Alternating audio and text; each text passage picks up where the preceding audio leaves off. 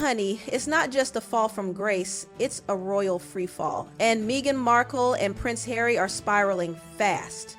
From fairy tale palace exits to Montecito meltdowns, the Sussexes are living a champagne fantasy on a budget that's looking more like sparkling water. And let's be honest, the cracks aren't just showing, they're screaming. So let's start with the basics. There's rich, and then there's trying to look rich. And Meghan and Harry, they're firmly in that second category. Behind those staged smiles and glossy magazine covers, insiders say their bank accounts are looking shakier than ever. Think luxury estates, private jets, and Netflix deals, but no actual cash flow to hold it all up.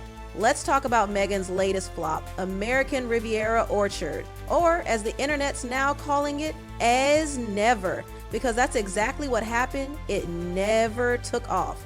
Meghan hyped this lifestyle brand like it was the second coming of Goop. She dropped a polished promo video, teased some aesthetic product shots, had a few jars of jam sent out, and then nothing. Radio silent. No follow-up, no restock, not even a hint of business movement. Just gone. She is hoping that she's going to become a billionaire as of all of this. Turns out that sold out label Meghan bragged about, total marketing spin. Royal expert Lady Colin Campbell spilled the tea. Meghan and Harry overestimated their star power and underestimated just how much money it takes to launch a real brand. Meghan allegedly tried to have Netflix bankroll the whole thing under the same deal they inked for their content. She thought she'd slap her name on some jam jars, let Netflix handle the rest, and walk away counting millions. But Netflix, absolutely not. They saw right through it. They only funded a teeny tiny batch of products, just enough to make it look like things sold out in minutes. Reality, there was barely anything to sell in the first place. It was all smoke mirrors and a little PR glitter to cover up what was clearly a flop. And now Meghan's apparently pulled the plug on the whole thing, because guess what? That project wasn't making her a dime. It wasn't about pausing or rebranding. It was about cutting her losses. But y'all, this is just the beginning. Meghan and Harry have been spending like they're Silicon Valley billionaires, but their actual income, not even close. Harry's memoir Spare stirred up headlines, sure, but those headlines didn't pay the bills. The book was heavily discounted, and insiders claim Penguin Random House actually lost money pretending it was a bestseller. So while Harry walked away with something, it definitely wasn't enough to float their Montecito empire. That means private security, million-dollar real estate, lavish trips, stylists, PR teams. All of it is being covered by what, according to sources, they've started dipping into inheritance money. Yep. Princess Diana's legacy fund and even some cash left by the Queen Mother are being slowly drained just to maintain the illusion of wealth. And if that doesn't sound desperate, buckle up. Because now Meghan's reportedly pivoting again, this time into fashion. But launching a fashion brand, expensive, doesn't even begin to cover it. Production, distribution, marketing, unless you've got millions to burn or a mega retail partner in your corner, it's a one-way ticket to bankruptcy. Even Victoria Beckham, with all of David's deep pockets, took years before her label even sniffed a profit. And Meghan? She's got no fashion resume, no design background, and a public trust level that's tanked. And let's talk about that Vogue drama.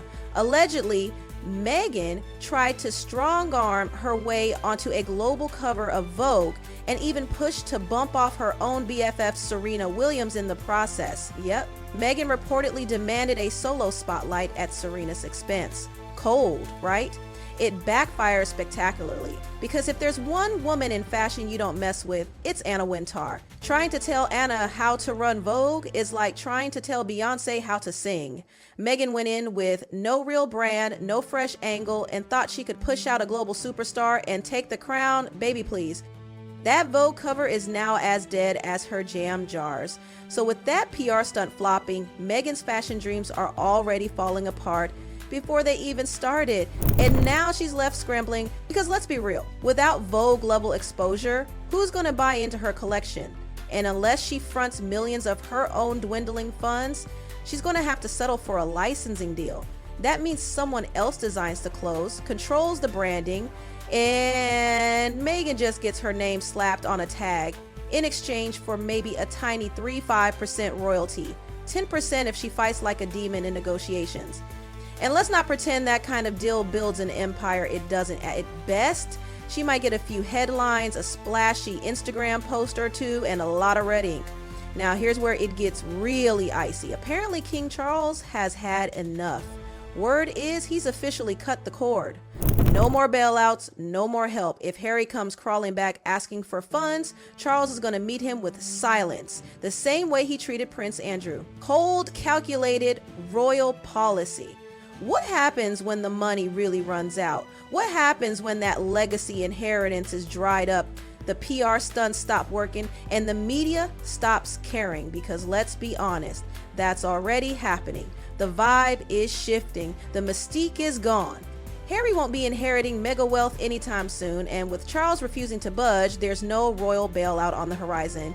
Meanwhile, lawsuits, PR retainers, brand consultants, and private security bills are piling up, and every new brand Meghan tries to launch flops harder than the last. It's like they thought being famous would automatically turn into being successful, but it doesn't work that way. Hollywood only tolerates fairy tales that produce results, and Meghan and Harry, they've been all talk, no delivery. Lady Colin Campbell didn't mince words. She said it straight. Meghan is toast. And y'all, it's harsh, but it might be true. Because this isn't just another celebrity comeback story. This is a full-blown identity crisis. They walked away from the royal family with the whole world watching. The spotlight was on them. The sympathy was there. They had a once-in-a-generation chance to build something strong, smart, and enduring. Instead, they bet it all on fame, and now it's fading fast. Unless they pull off something miraculous, a real honest-to-God business win, this whole Montecito fantasy could vanish as quickly as her jam jars. The glitz is cracking. The cash is disappearing. The brand is burning, and all Meghan and Harry can do now is hope.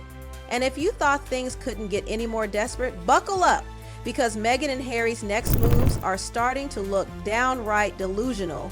Remember that viral American Airlines TikTok? The one where a flight attendant just happened to post a video claiming Meghan was on her flight, handing her a handwritten note with flawless penmanship, glowing aura, and angel energy? Yeah. That didn't smell right the second it dropped. The attendant's giddy smile, the perfectly lit shot of Meghan's luxurious handwriting, the way she praised everything from Meghan's nails to her goddess vibe. It was so over the top, people started raising eyebrows immediately. And sure enough, the PR stench was overwhelming. Because here's the gag.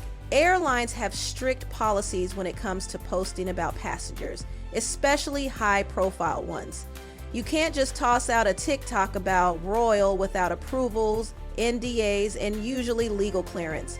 If this had been Beyonce, Zendaya, or literally anyone else, American Airlines would have shut that down in a heartbeat. The employee would have been suspended immediately. But in this case, crickets, total silence, no statement, no internal investigation, no backlash, just quiet. Because the real issue isn't just Meghan's image, it's the math. Behind all the distraction tactics, the hard truth is this: Meghan and Harry are staring down a financial black hole. Their lavish life in Montecito, with the sprawling $14 million 0-cents mansion, the private security detail, the constant luxury travel, the nannies, the stylists, the lawyers, that's billionaire level upkeep on a celebrity paycheck, and not even an A-list one. Sure, Harry made money off Spare, but let's not get it twisted. Publishing insider said Penguin Random House panicked after the initial sales surge crashed. The book was heavily discounted just weeks after launch. That cut down profits, cut down royalties, and exposed a deeper fear. The public wasn't staying interested. Harry's payout, a fraction of what the headlines made it seem. And once you subtract the agents, the lawyers, the taxes, and the ever-mounting costs of PR spend control, it's basically vapor. The inheritance money from Diana and the Queen Mother, that's not income. That's a finite pool of capital, and once it's gone forever. And let's talk about Meghan's so-called fashion pivot again. No Vogue cover, no credible partner, no design background, and no public goodwill. Insiders say she's now begging for investors, approaching everyone from mid-level licensing companies to private equity firms, trying to get anyone to believe in her brand. But let's face it, what is the brand? What does Meghan stand for now? Not authenticity, not charity, not royalty. She's not relatable, she's not inspirational, and she's burned way too many bridges to be considered aspirational. She's untrustworthy. Even her closest fans are backing off. Even Serena Williams, the woman who once gushed about Meghan as a dear friend, has gone radio silent. No more public support, no reposts, no shout outs. That Vogue scandal, if it's true that Meghan tried to boot Serena off the cover to make room for herself, it's no wonder their friendship went cold. And this is what people are whispering behind closed doors. Meghan Markle's becoming toxic. She's lost the fairy tale shine. The empathy from the Oprah interview, gone. The Netflix hype, fizzled. The Spotify deal, dead. And now the fashion fantasy, dua. Every headline reads the same. Meghan Markle tries again, but each attempt looks more desperate than the last. She had the world's attention, she had the media's sympathy, she had the royal megaphone in her hand, and she traded it for clout chasing and superficial ventures with no heart, no plan, and no staying power. And what about Harry? People keep asking, where's Harry in all this? Well, he's stuck.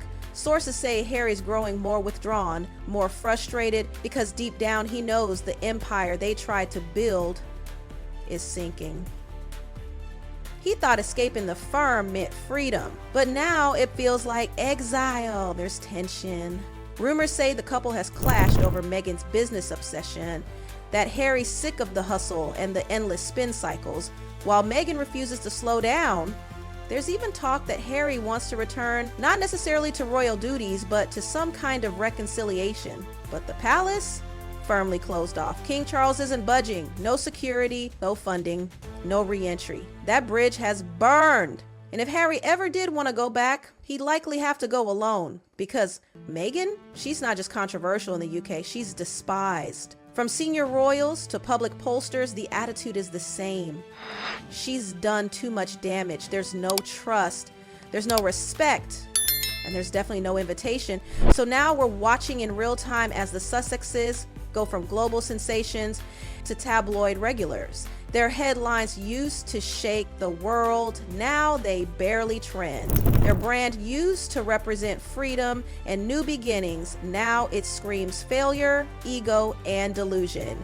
Lady Colin Campbell wasn't just being shady when she said Meghan is toast. She was being brutally honest, because when the celebrity machine turns on you, it turns fast. One misstep becomes a scandal, one flop becomes a trend, and one bad pitch becomes the punchline of every late night monologue.